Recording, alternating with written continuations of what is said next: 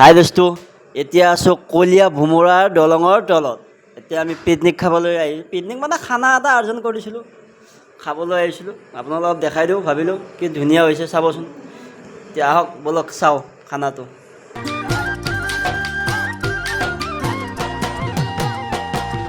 বাটি ভৰাই চিৰা খাবি বাঁহৰ চুঙাৰ দৈ, বাঁহৰ চুঙাৰ দৈ, ঐ বাঁহৰ চুঙাৰ দৈ।